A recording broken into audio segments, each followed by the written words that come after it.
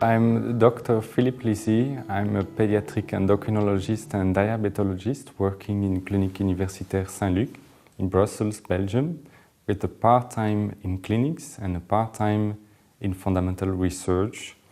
And we are working on finding a cure for type 1 diabetes.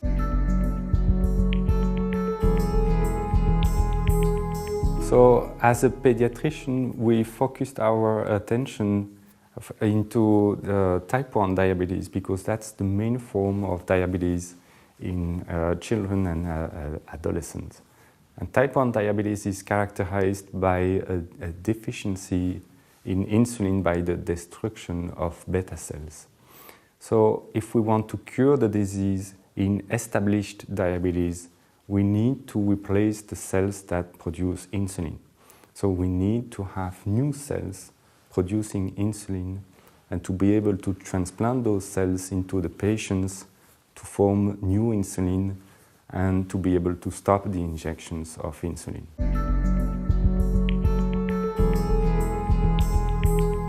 So we found that in the pancreas itself, and especially in the ductal tree, there are cells that can be isolated and purified, and then they can be amplified in vitro, and they serve as a template after massive expansion for differentiation into beta-like cells.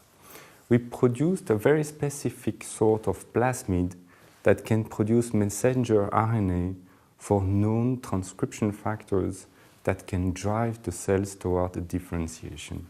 So instead of using DNA or using viruses, we used messenger RNA to drive the cells into differentiation to form beta-like cells.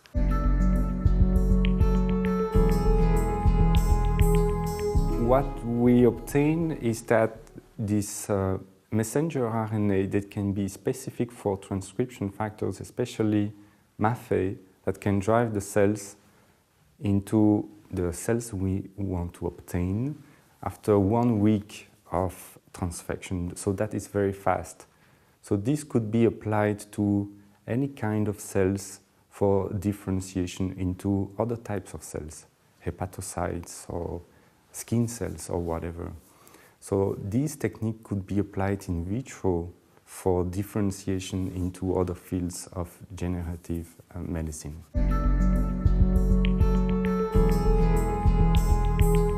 The current techniques for cell therapy of diabetes are, besides pancreas transplantation, are the islet transplantation, which provided the proof of concept that it is possible to treat a patient with new cells after transplantation.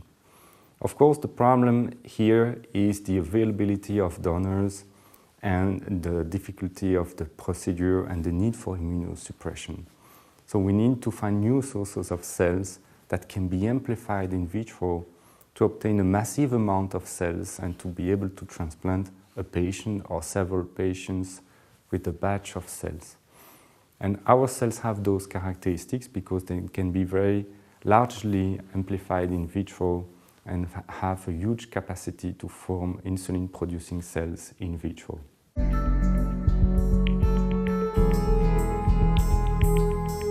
Our next challenge is to find a way to transplant those cells, the new cells producing insulin, into patients without the need for having a protocol of immunosuppression with the probability of side effects. So there are several ways of achieving that kind of protection against the immune system, and we need a barrier against the immune system.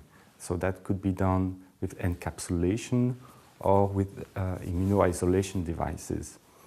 This kind of procedures have a difficulty itself is the fact that the cells are isolated from the bloodstream and from the oxygen. So we need to intervene those problems and find the best situation for our cells to be implanted into patients without the need for a heavy protocol of immunosuppression.